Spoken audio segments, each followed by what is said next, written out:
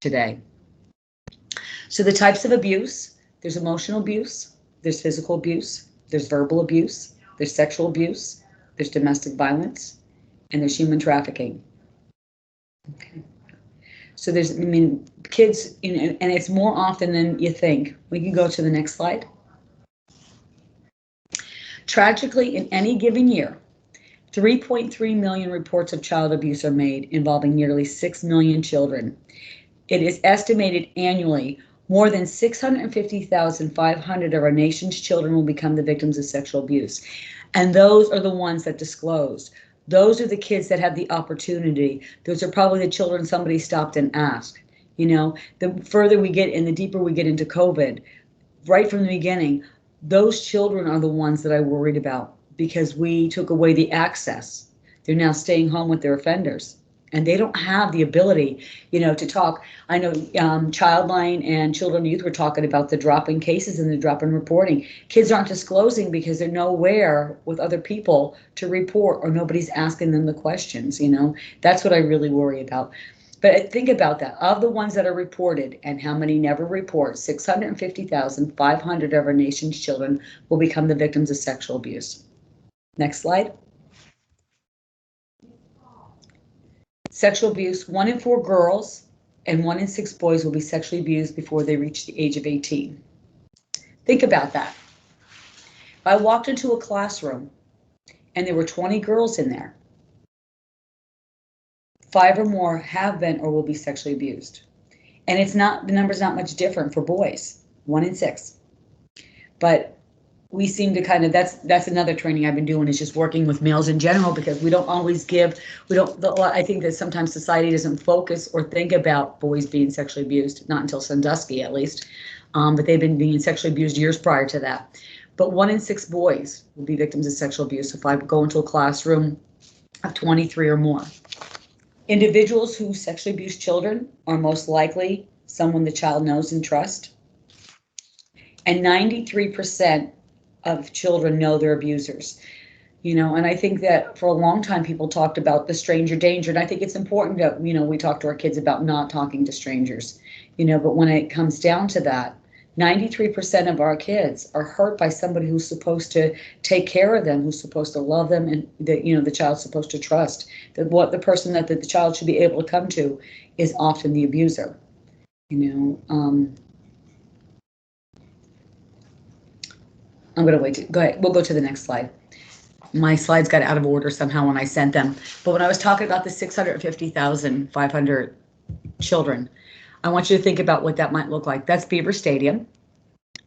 If I filled Beaver Stadium to the max and times it by 6, that's how many of our children are likely to be victims of sexual abuse. You know, that's really, you know, the epidemic to me. I mean, that's real. That's a lot. Okay, my next slide. The first step in helping abused or neglected children is learning to recognize the signs of child abuse and neglect. And I'm hoping that that's why everybody's here today, is not, I mean, just to really, you know, we don't have to be counselors. We don't have to know everything about it to help somebody, you know. We just have to start looking and looking at the reality, is this is how often children are abused. Next slide. So when we're thinking about those kids, extreme and unexplainable changes in behavior, you know, the child that was kind of, you know, maybe loud or kind of always playful or not too shy now has come, you know, kind of backed off and become really passive, not verbal. Other changes, you know, they start bedwetting or regressing. Withdrawal or detached, unusual or excessive fear or apprehension of a particular person, hypervigilance, high arousal of responsive, you know, sensory stimuli. Our next, changes in sleeping, frequent nightmares, difficulty falling asleep, and as a result may appear tired or fatigued. Changes in school performances and attendances, difficulty concentrating in school or excessive absences. You know, when I think about schools, and not all schools, but when I think about that, and I have talked to like many teachers, I've heard them talk about kids and going, you know, I don't know what's wrong with that kid. That kid doesn't pay attention. That kid doesn't listen. That kid's always jumping around. You know, I always ask the teachers not to ask what's wrong with that kid, but I want you to think for 1 second, what happened to that child. When we talk about how often abuse is happening, I want you to think about going to school. I want you to think about being 6 years old and trying to sit and trying to listen to, you know, what is going on. When you're thinking about, I wonder if anybody's home when I get back home. I wonder if so my daddy's going to touch me tonight. I wonder if my mom's safe. I wonder. Think about how difficult that is for a child to actually sit and concentrate when there's so many other things that are going on at home. Next slide. General indicators of abuse: risk-taking behaviors, fear of going home, substance use, self-harming behaviors, running away, truancy, discipline issues, disordered eating, suicidal thoughts or attempts. You know, when I think especially about adolescents and adolescents that tend to get in any kind of trouble or criminal activity, those kids that are in our juvenile system, you know, many of them have witnessed or been a victim of some form of violence. I've gone into the juvenile detention centers and to do groups on sexual abuse and child abuse, hoping that maybe one of those kids would disclose, maybe get the support they need so that they could get out of the system, you know. So the very first group that I did at one of those juvenile detention centers, and this is years ago, I did a group, a program to 10 boys between the ages of 13 and 17. When I started talking to them about sexual abuse, I kind of went in slow, and my first question to them was, who sexually abuses children? Now, of all the years and all the people that I've worked with, I thought I was going to hear moms, dads, teachers, neighbors, Boy Scout leaders, coaches, you know, clergy. That's really who I thought. And that was, I thought was going to be my first disclosure. And the one boy turned to me and said, sometimes your parents sell you for drugs. And I went, oh my gosh, I never really thought about that. You know, again, this is years ago.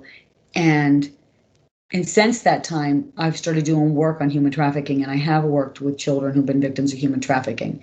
And I thought, back then, I knew it was a victim, that he had been victimized. I just didn't have a name for it. But the more that I've thought about that group of boys and the boy who disclosed to me, I've thought about the other boys' responses. Not one of them said, that's disgusting, what's wrong with you? And went on. I thought, they all knew, and I didn't. And the same with everybody here. If you're not familiar with that, they all know. And we're not the ones. So we need to start paying attention. We need to start asking the right questions, and we need to stay focused, because they know. They know what goes on in the community more than we do. But think about the kids with the risk-taking behaviors. They're labeled. They're labeled. Think about the ones that are using substance, you know, using drugs and alcohol. They're labeled. I've done a lot of work in the drug and alcohol community. I'm not a drug and alcohol counselor, but I work with drug and alcohol. So I've gone into the women's halfway house, the men's halfway house, the methadone clinic. There's a huge connection to those adults. Drug and alcohol is connected to childhood abuse. I'm not telling you every one of those people in the group have been victims of child abuse, but I'm going to tell you the majority have. And we need to give them the opportunity to talk about it. But I thought, if we could just go back and talk to them, if we could have, somebody could have just stopped back then, you know, to take a couple minutes to find out what was happening to them. If we would have done better screening, I think we've come a long way with stuff, and we're giving them the opportunity to talk now. But imagine if one caring adult would have intervened years before. One of the things I was able to do is when I was working with the men's halfway house, and I got disclosures of sexual and childhood abuse, I asked them to do a focus group with me. And I asked them different questions, but one of the questions I asked them is, when was the onset of the drugs and the alcohol? When did you start using?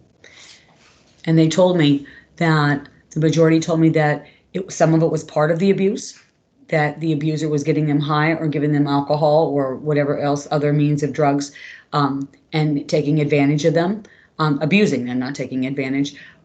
Some of them said that that they started using that after the abuse happened, of all the guilt and all the shame and all the things that happened to them, that they needed that to cope. And other ones who said to me, I can really remember this one big guy saying to me, I used to go out and get high so that I could endure what my father did to me when I came into the house. It made it easier for me. So I'm just thinking, when, often kids are labeled, just bad, whatever people might say, the risk-taking behaviors, the drugs and the alcohol, they're running away, the truancy. We need to stop and start asking some questions. Why are those kids doing that? Suicidal thoughts and attempts, self-harming behaviors. People, I've heard other professionals in the community say, they're just attention seeking. I was in the school one time actually going to see another student, and I overheard them talking in the school about a child that was cutting. And they said, oh, she's always doing that. She's just attention seeking. And I'm like, oh my gosh, you're supposed to be the helpers here. And I said, I did a little bit of education. Then I asked to see that child. Kids who are self-harming, they're doing that for a reason. And if it was attention seeking, I'd want to know what they were trying to seek, why they were even trying to do that. But I don't know if any of us always get, what self-harming behaviors and what somebody would get from burning themselves or cutting themselves or whatever that might be. But I've worked with a lot of adults who, when they were adolescents, starting these self-harming behaviors, many women who have cut and men who have cut. And for us to really understand, I would ask them, please help me, understand why you're doing that. And I've heard them say, the pain in my heart hurts so much that at least, that takes away some of the pain, that, the physical pain takes away some of the emotional pain. I've heard adult survivors say to me, I feel so dead inside, at least when I'm seeing the blood. It makes me know that I'm still alive. And then I've had others say that it was euphoric. It helped them get a high and get away from it from that moment. But I want you to pay attention to these things. And if you're recognizing and you're seeing a kid, with their arms cut or whatever it might be, we need to find a way to address that. Okay, I kind of went off on that one, but indicators of physical abuse: unexplained bruises, welts on the body, unexplained burns on the body, repeated injuries over a period of time, multiple injuries in various stages of healing, neglected and untreated injuries. We need to focus on, we know, many adults know, especially any of you have any children here who have been around children, kids get bumps and bruises, right? But they get bumps and bruises in certain spots. When you're finding them on the back of their thighs, or you're finding them on spots where we know that child just didn't trip and fall, we need to pay attention to that. We need to pay attention to the welts. Next slide. Indicators of sexual abuse: sexually acting out. That's a huge sign, especially for smaller kids. I've had a lot of referrals of a 5-year-old touching the 3-year-old, the 8-year-old touching the 6-year-old. Kids, don't really have an idea. Like, do you mean it's like they don't have an idea when they're acting out sexually and they're touching another child? That's not a normal thing for a child to do. It's normal for a child who's been sexually abused to do, but it's not normal. Kids at some point are really curious about their body parts, and they, back in the day when they're smaller, they would say stuff like, you show me yours, I'll show you mine. They don't go into much deeper than that. But when a child is touching another child inappropriately, chances are there's something going on. Excessive masturbation, initiating sophisticated sexual behaviors and dress. Again, when a child has a lot of knowledge about sexual acts that they shouldn't have, when you've got a 6-year-old who knows what oral sex is, or a 6-year-old who knows about penetration, that's not something that, I've heard parents say, well, maybe they walked in when I was having sex. No. Maybe they saw it on TV, not unless it was porn. Children have an idea what sex is. They know that, two people might be under the covers and they might be nude, but they don't know what goes where and they don't know what's going on unless they're absolutely shown. A child who's resistant to removing their clothes at appropriate times.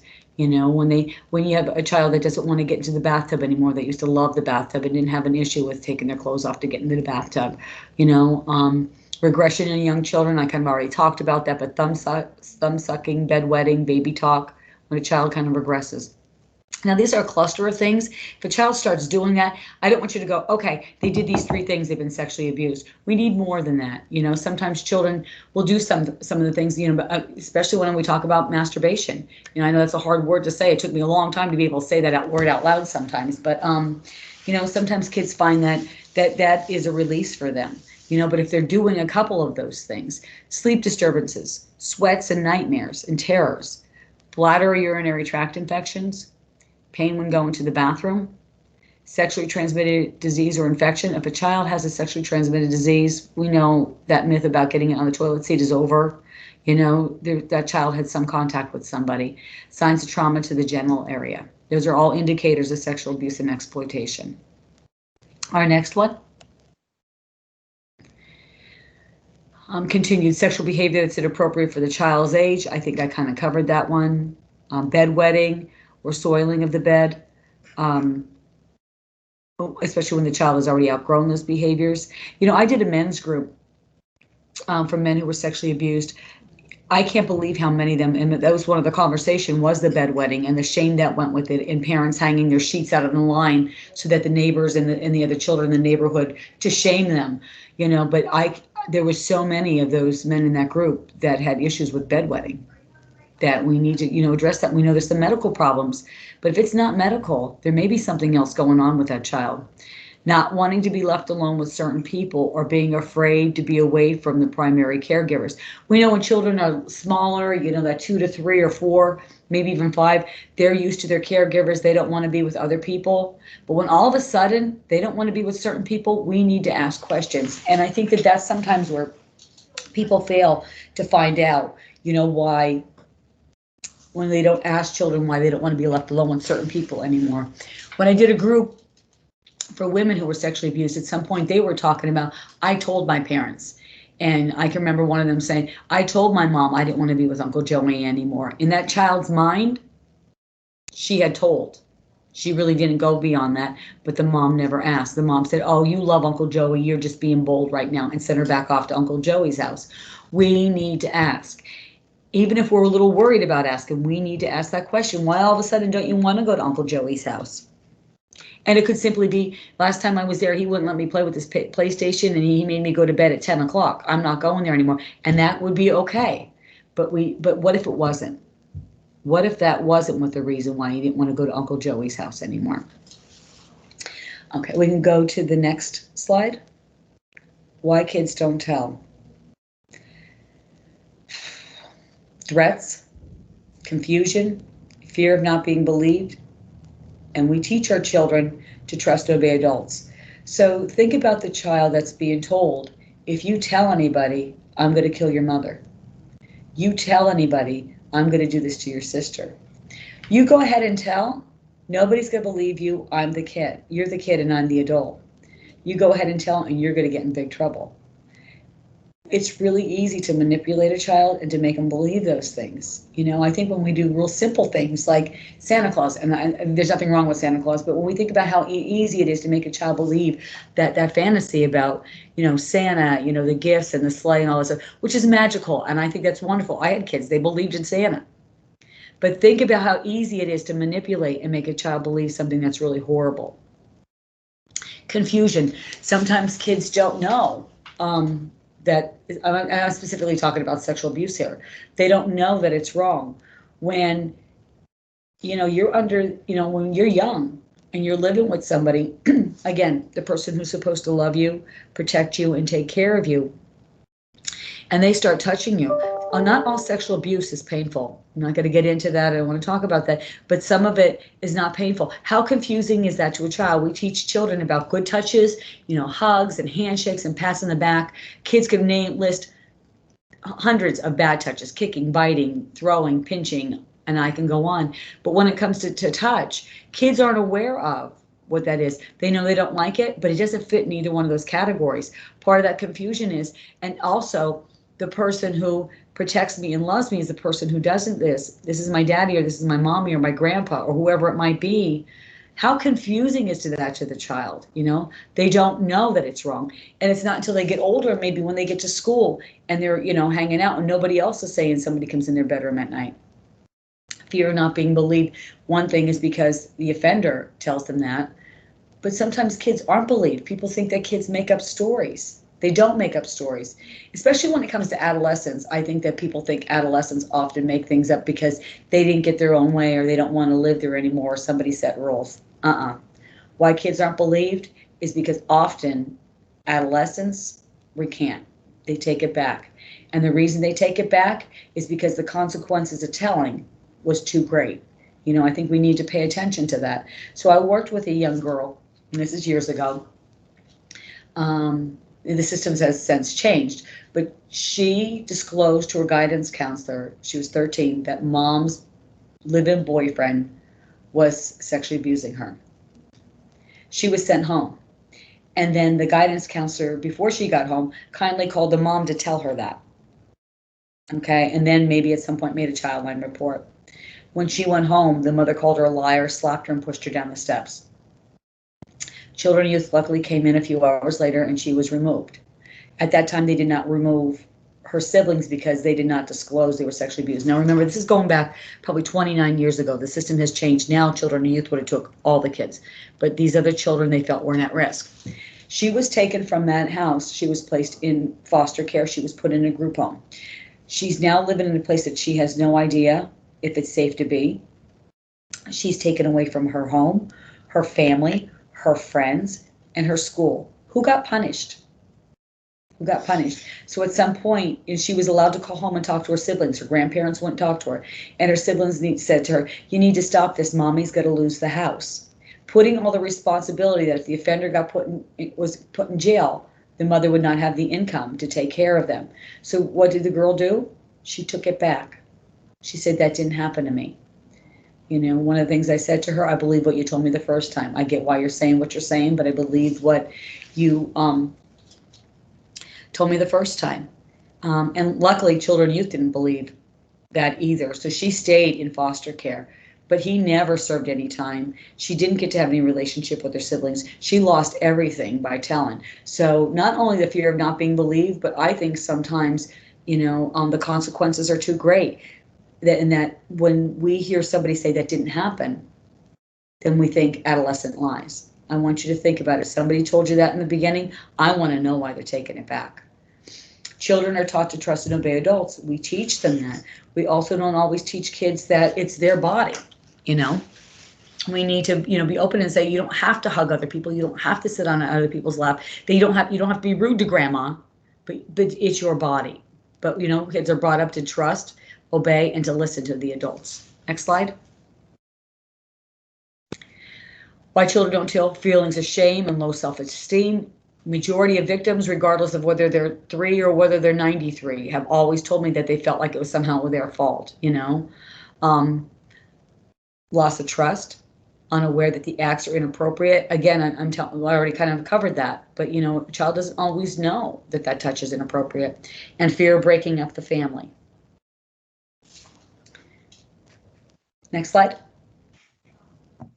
Impact of violence on children. I think that when we think about sexual abuse, physical abuse, all those things, but I think we leave out the impact on just witnessing violence, the impact that has on a child. Growing up in domestic violence. Our next slide. There's emotional, psychological trauma. Again, not knowing when the shoe's going to fall again. Almost growing up thinking if, the other parent would just do what they're supposed to do, the other person wouldn't become so abusive. When domestic violence is going on in the house, they risk physical injury.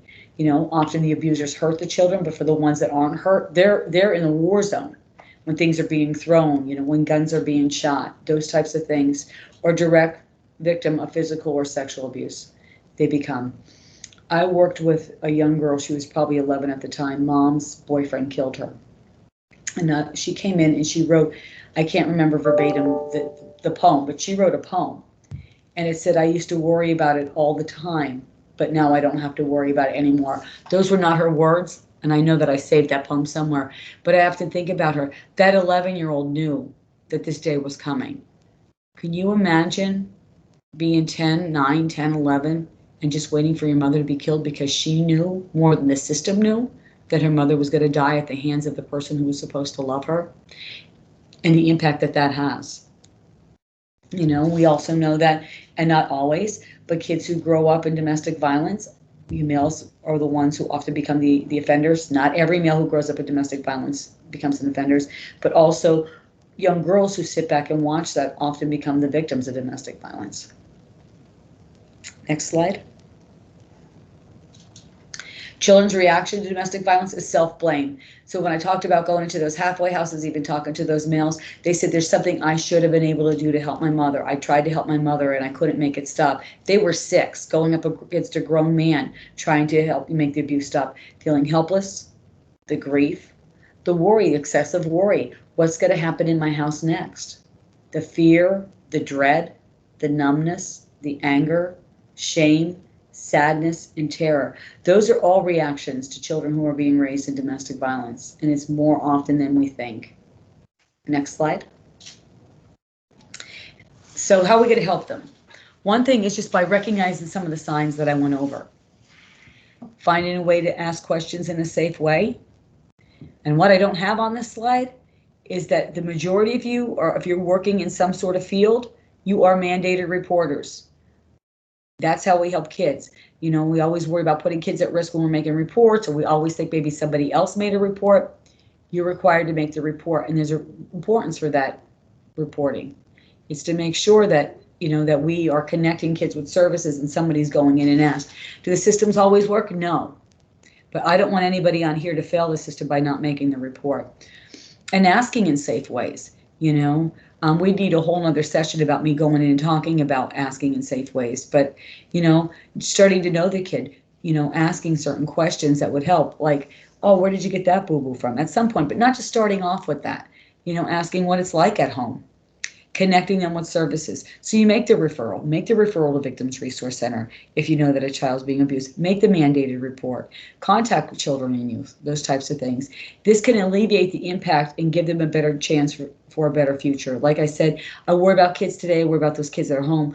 But one of the main reasons I've worked with so many adults, if one caring person would have done something to help them, their lives might have been turned around. Next slide. Responding to the victim's needs. Start by believing. Don't assume that this child is making this up, that the story is just too crazy. Start by believing. Treat the child with compassion. Express concern that what the child's going through. You know, I'm really, really sorry that, you know, those fights are going on in your house. You know, I know that must be really hard. I'm really glad that you told me. You can always come and tell me things and I will do what I can to help you. Those types, but express. You know, don't minimize, you know, do not minimize. You know, lots of adults minimize what is happening with children. Next slide. There's a study, and if you get a chance to look that up, it's the Adverse Childhood Experience, and it shows the connection to the past abuse that a child lives with and the impact it has on their life today. Childhood, and what we find from that is childhood trauma occurs in all communities. Childhood abuse does not discriminate. Childhood trauma has long-term damaging consequences, and one caring adult can make the difference. Be that a caring adult that makes the difference. And the next slide. What to say? I believe you. Thank you for telling me. It wasn't your fault. You did nothing wrong. You are not alone. How can I help you? That's really simple. I think sometimes, you know, we're afraid of, you know, regardless of what the situation is, we get a little worried about asking those questions. Oh man, what am I going to say? You know, what I learned a long time ago, and there's a quote on it, people won't remember what you said. People won't remember what you did, but people will always remember how you made them feel. So you don't have to know all the answers. You just have to say, I'm really sorry that happened. It's not your fault. I believe you, and I'm going to do what I can do to help you. Okay, next slide. Strong people stand up for themselves, but stronger people stand up for others. And I want you to be that stronger person. When I think about child abuse, there's 3 different people in there. There's the abuser, there's the child, but often there's the bystander. We don't want to be a part of that abuse. The bystander needs to to intervene. So there's things that we can do. We're not going to get all of them, but we can make a difference to some of them, you know? And if somebody, this is the last thing, I don't even know why I'm talking about this, but if somebody's doing something in front of you with a child, it's your responsibility to intervene. I'm not telling you to put yourself in danger. I'm not telling you to create chaos.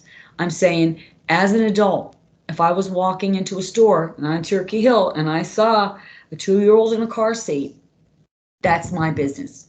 And I'm going to do something about it. And chances are I'm calling 911, and then I'm calling children and youth, and I'm going to do everything that I can.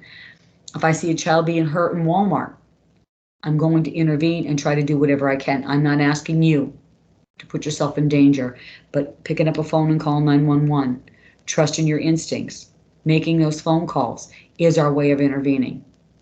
Okay, so that's the end. I think we're almost out of time, but does anybody have any questions?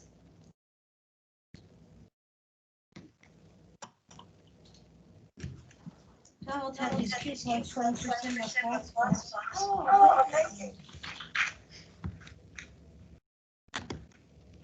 sorry. Somebody have a question? I do. Hi, my name is Joanne Bell-Safford. I'm a CRS, Free to Be Mom program out of Luzerne County.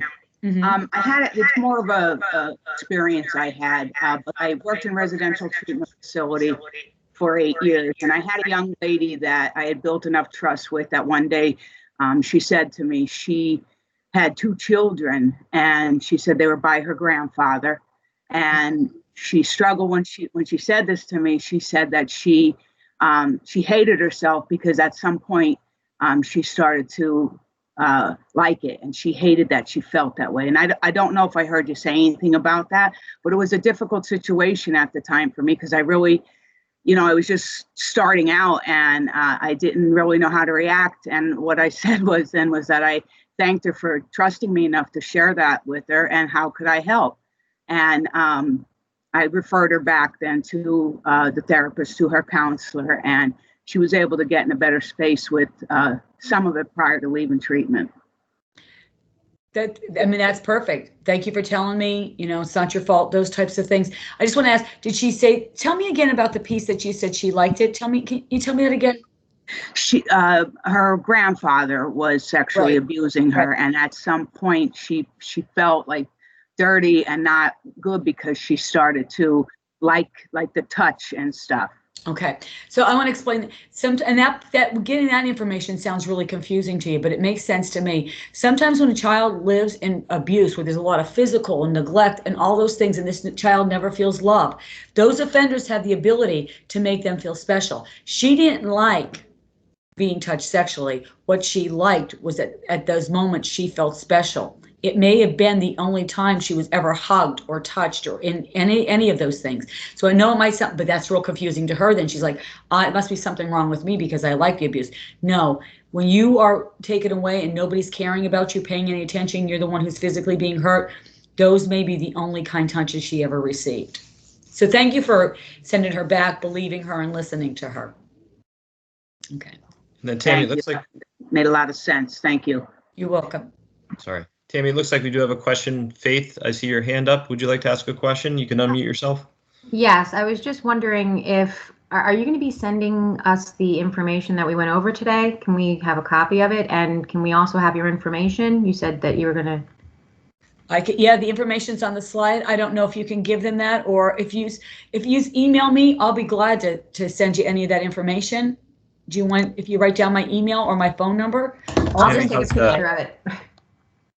I'll send you the slide, and I'll send you more information on our services. Wonderful. Your agency wants me to come in. I did talk to that Adopt-A-Mom. I've gone in and done programs for them. I think that's where the one woman said she was part of, I think it was Adopt-A-Mom. But I'll come in and do presentations to community groups and trainings to other professionals at no cost. This was fantastic. Thank you.